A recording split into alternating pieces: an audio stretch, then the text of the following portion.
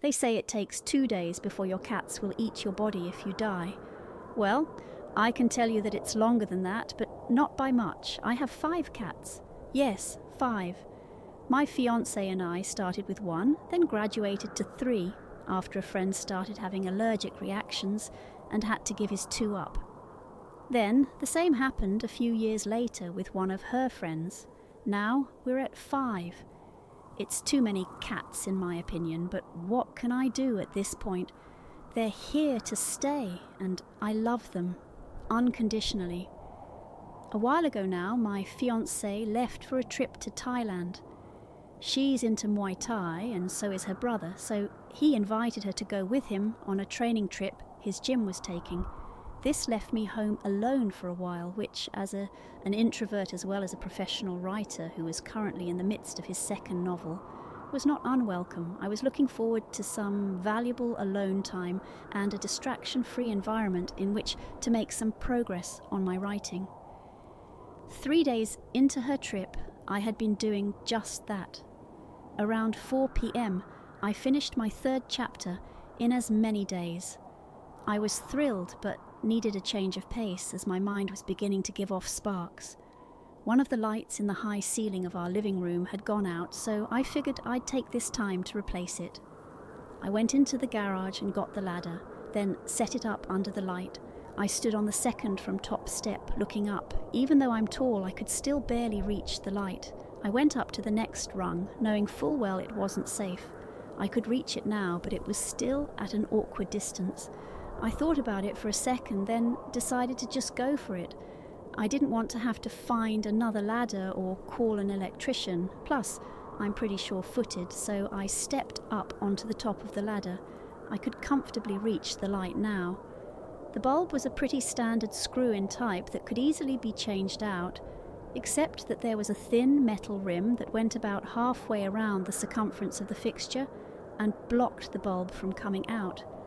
Try as I might, I could not figure out how to get the bulb around it or get it off. I finally resorted to brute force and gave it a good yank. Nothing happened. I yanked it harder. Still nothing.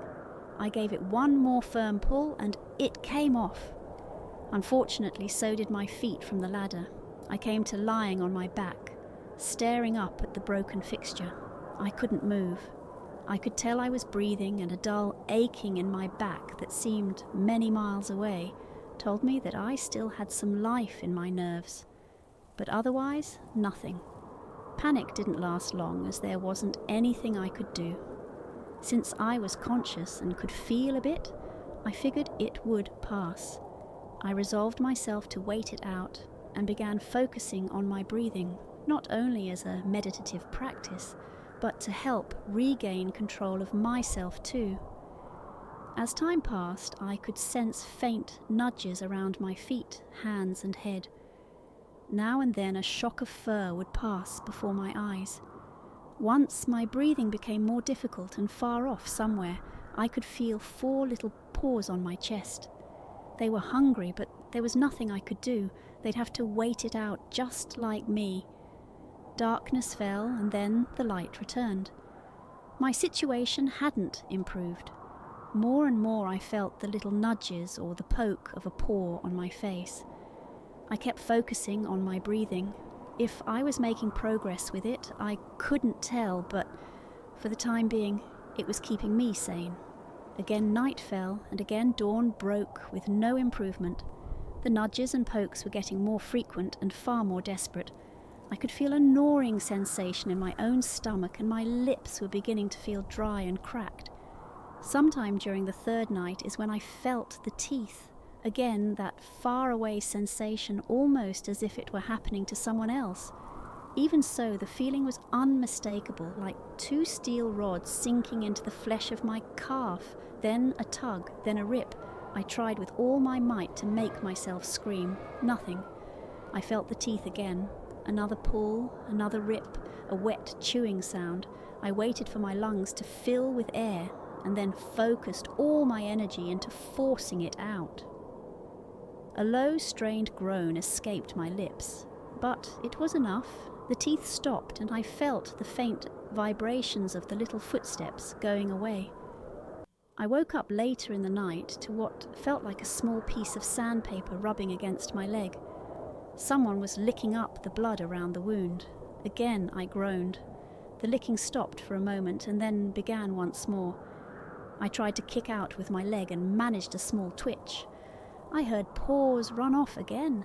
It was starting to feel like a small fire was smouldering in my leg, just embers for now, but it wasn't good. How long had they been at it while I was asleep?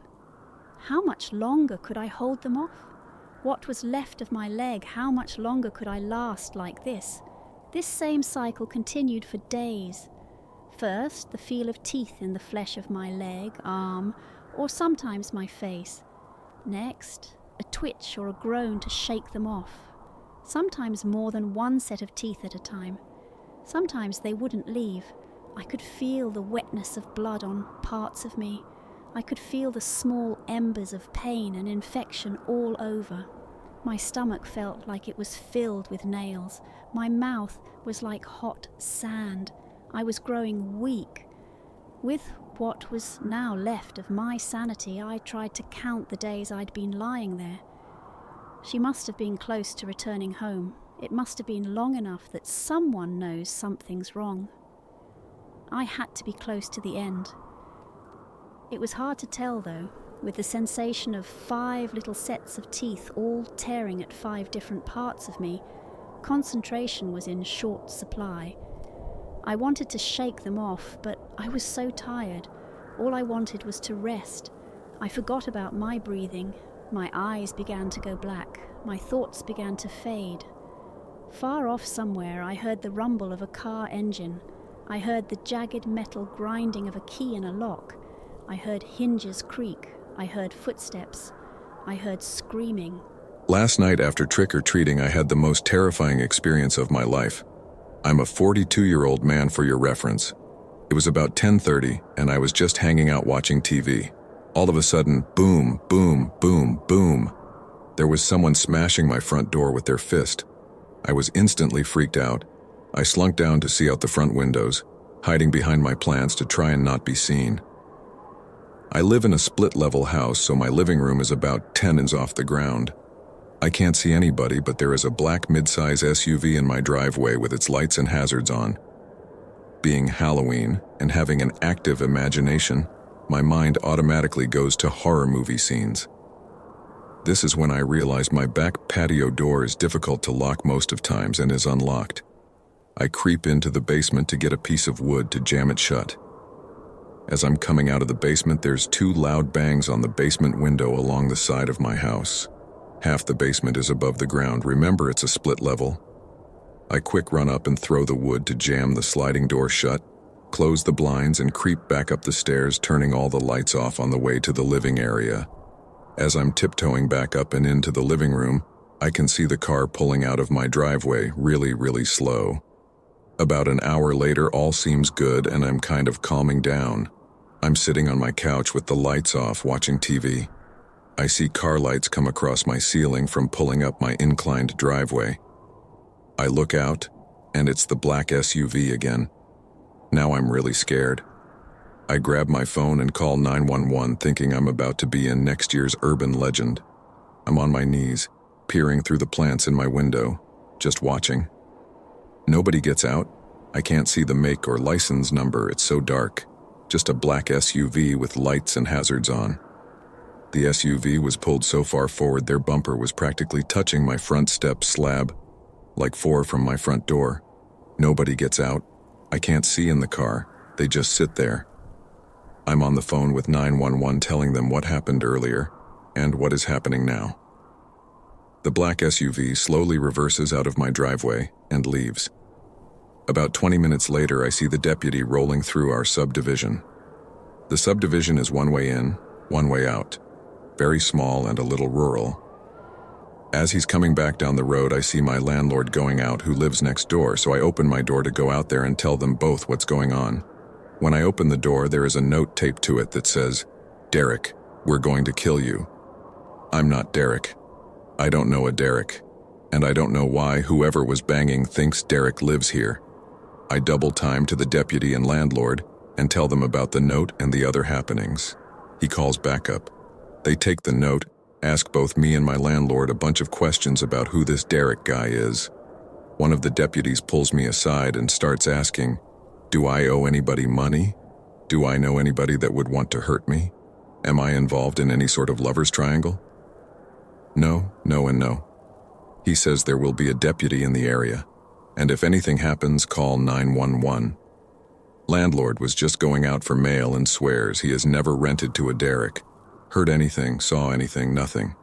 Here's the really fucked up part. This morning I was in my office, which is where that patio door I jammed shut is. It was freezing cold in there. I opened the blinds and the sliding door was about 4 open, meaning someone had tried to open the door after I had put the piece of wood in there to jam it shut.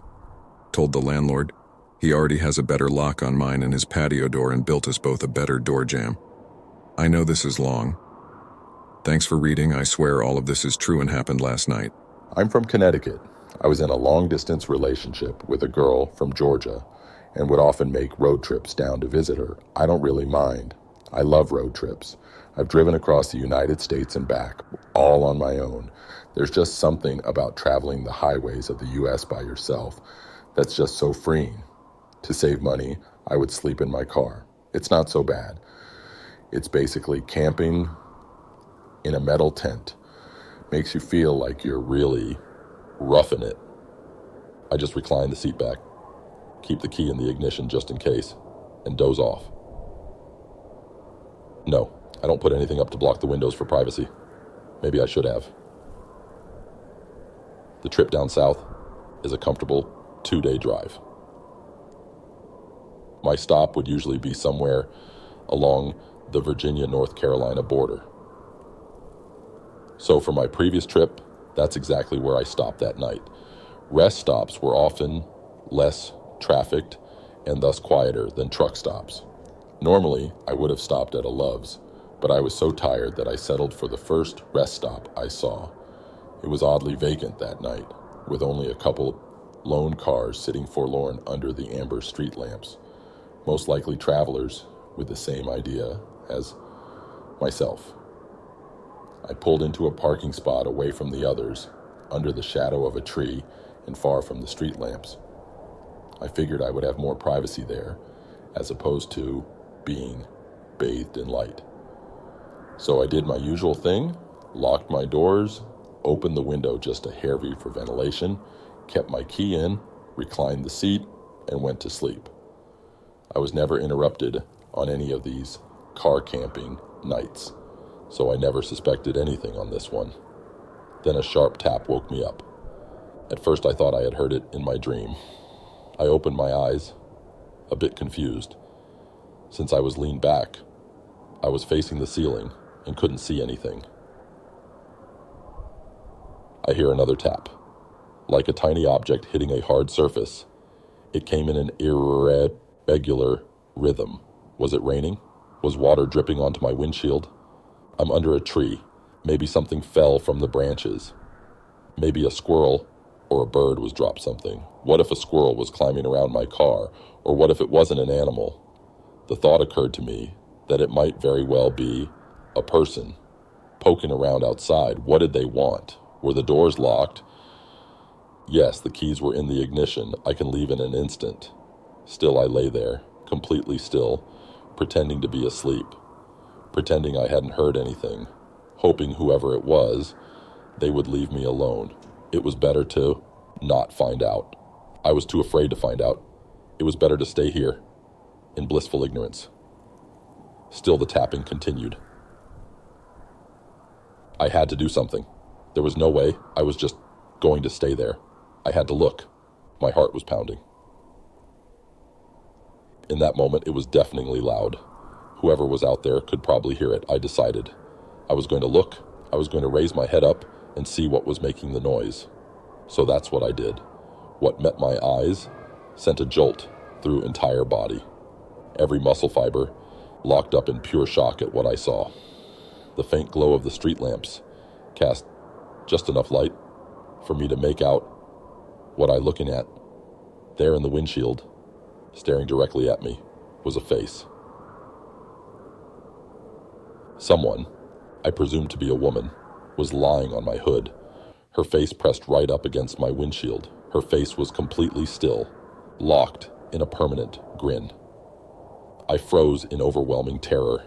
The eyes I stared into appeared to have rolled back, showing only the whites. The nose was turned up, pressed painfully into the glass. The lips stretched wide, revealing horrid rotten teeth. Even in the darkness, I could tell her skin was sickly pale, contrasting her long, filthy black hair. Whoever this was, she was clearly not in her right mind. I don't know how long I sat there, too afraid to move. Finally, I got a grip on myself and shot my hand to the ignition. It turned over, making, in that instant, the most beautiful sound I ever heard. For a split second, I was afraid I might be caught in a horror movie scenario, the one where the car won't crank as the killer approaches. I reversed as fast as I could, trying not to give this creeper time to try anything. In my panic, I remember activating the windshield wipers in a futile attempt to get her off. I thought, was I about to drive out of here with some wacko holding onto my hood? Thankfully, I didn't have to worry about that, because as soon as I stopped, the woman leapt off, landing on all fours. Seeing my opportunity, I shifted into drive and gunned it, right as I saw her reaching for the driver's side door. With my foot on the gas, I sped out of the parking lot. Behind me, I heard her let out a piercing shriek, like that of an animal. I looked in my rearview mirror, and for a split second, I thought I saw her chasing me, running on all fours, her black hair swinging wildly around her. I couldn't get a good look as I rounded a curve in the road leading out of the rest stop and merged with the highway. There, I picked up speed and drove through the night. I did not dare stop again until I saw the morning light.